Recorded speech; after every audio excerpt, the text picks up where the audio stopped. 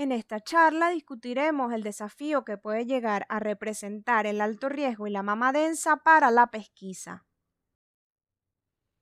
Dentro de los objetivos a evaluar, la definición de alto riesgo para cáncer de mama, modelos de riesgo y consejo genético, definición de mama densa, consideraciones para la pesquisa en pacientes de alto riesgo y mama densa, conclusiones y recomendaciones.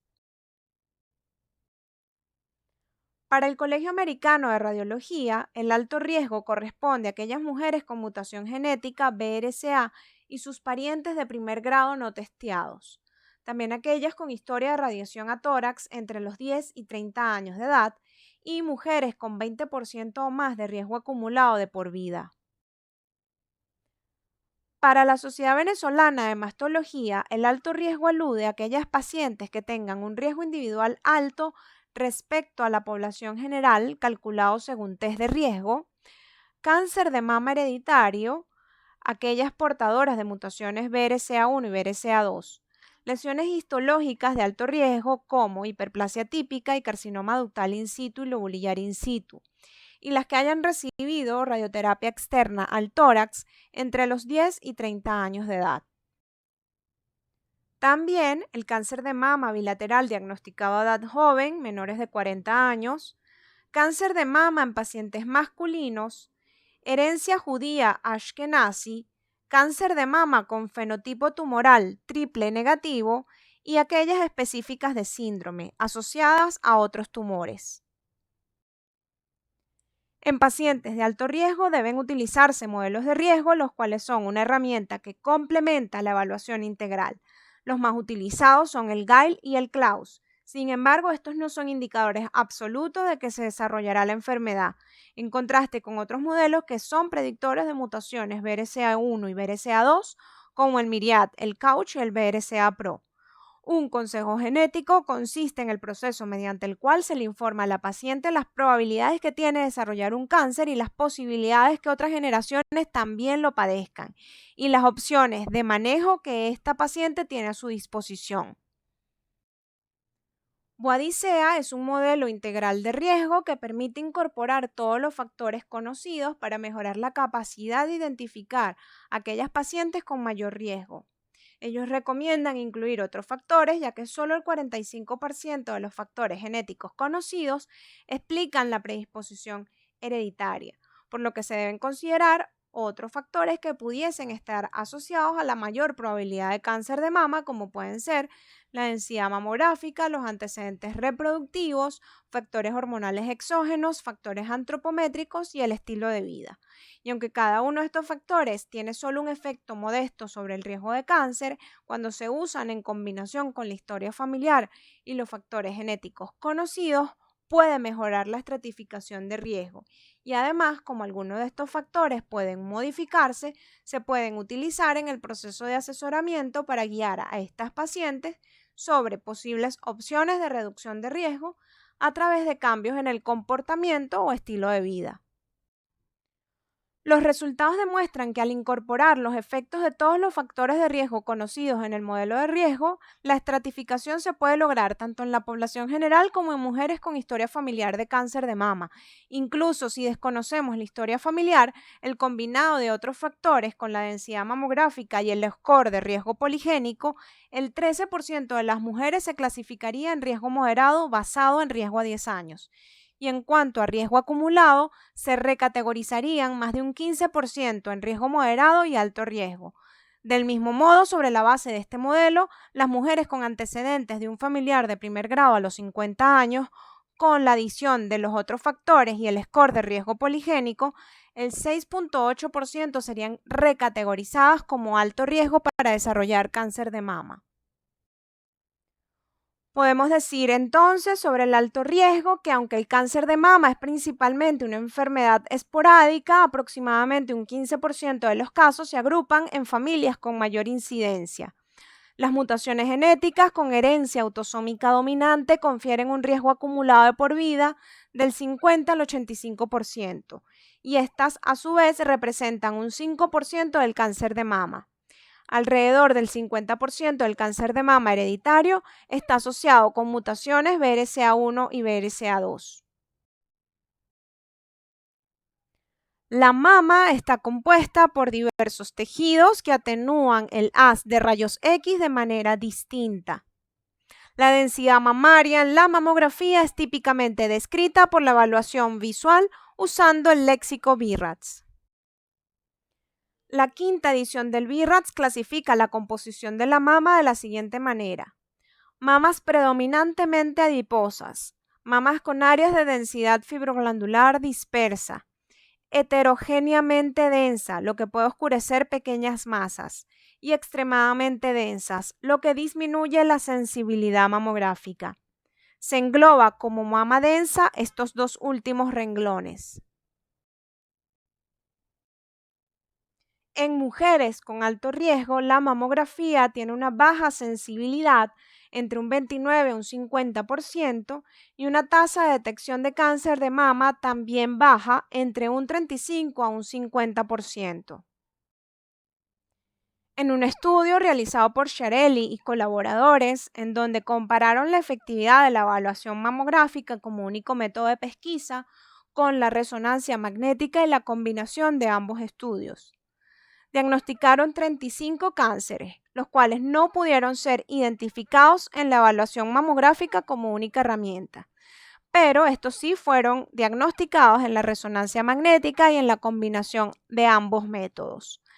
Los autores concluyen que la detección con resonancia magnética anual combinada con mamografía tiene el potencial de ser eficaz en su implementación en los programas de pesquisa, sobre todo en pacientes con mutaciones BRCA.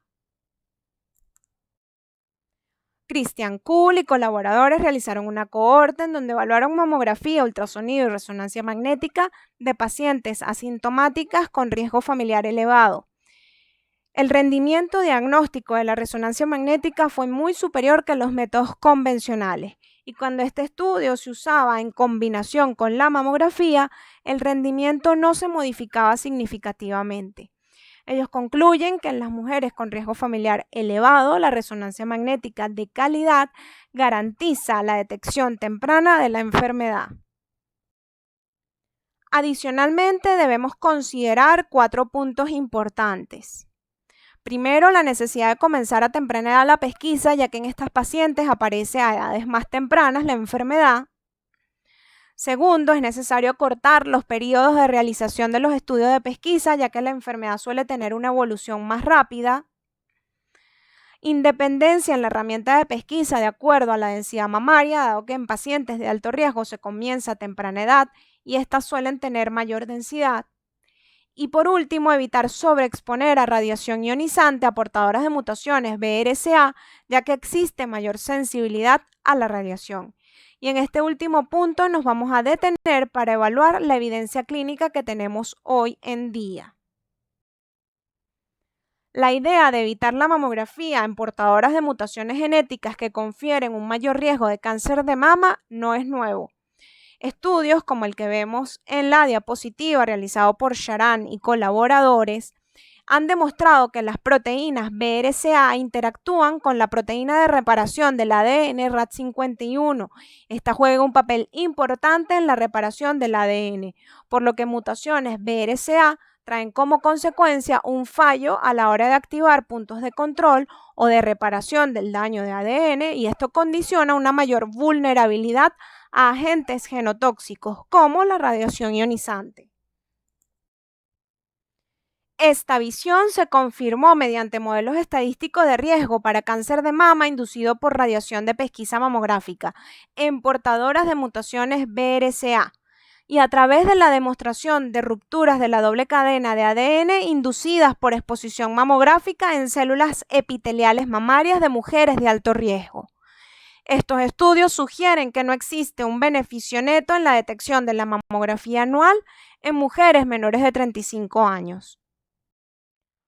Otra investigación realizada en Austria en portadoras de mutaciones BRCA y con riesgo acumulado mayor al 20% a quienes les practicaron anualmente mamografía, resonancia y ultrasonido, encontraron que la resonancia magnética fue significativamente más sensible que la mamografía, incluso como método único de detección, y que la edad y la densidad mamaria no modificaban la superioridad de la resonancia magnética sobre la mamografía y el ultrasonido mamario.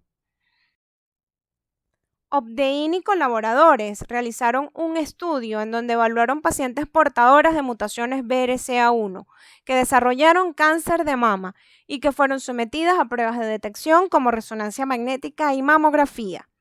Ellos encontraron que la mamografía digital agregó solo un 2% a la detección de cáncer de mama en este tipo de pacientes y que no hubo ningún beneficio con la adición de la mamografía en mujeres menores de 40 y que dado el riesgo potencial de cáncer de mama inducido por radiación en portadoras de mutaciones, proponen examinar anualmente a este tipo de pacientes con resonancia magnética a partir de los 25 años y comenzar con la evaluación mamográfica no antes de los 40. En cuanto a la mama densa, debemos considerar que la mamografía tiene una disminución de su sensibilidad de hasta un 30 a 45% en comparación con pacientes con mamas adiposas, en donde la sensibilidad alcanza un 98%, y que adicionalmente este tipo de pacientes tienen lo que se denomina efecto máscara en la mamografía.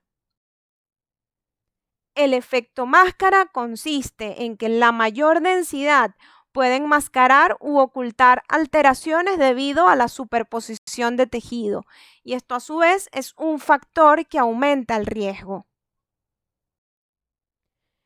En un estudio realizado por Freire, en donde se evalúa la densidad mamográfica y su impacto en el riesgo para cáncer de mama y las implicaciones que esto tiene para la pesquisa, concluyen que las pacientes con alta densidad mamaria tienen un mayor porcentaje de cáncer de intervalo.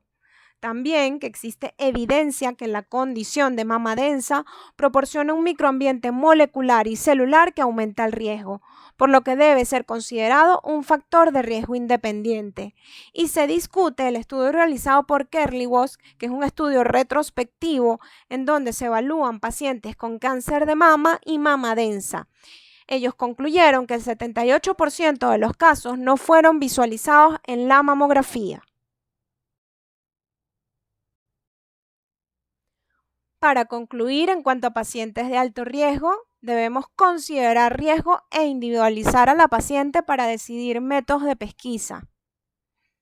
Existe poco beneficio obtenido con la mamografía en la pesquisa, sobre todo en mutación BRCA1. Esto hace imprescindible considerar otros métodos. Determinar riesgo-beneficio del uso de radiación ionizante de acuerdo a los antecedentes de riesgo. Con respecto a mama densa, se ha demostrado baja efectividad de la mamografía en pacientes con mamas densas. Se debe considerar efecto máscara y la utilidad de otros métodos de pesquisa o métodos complementarios. Y existe la necesidad de crear protocolos de acuerdo a la densidad mamaria y riesgo.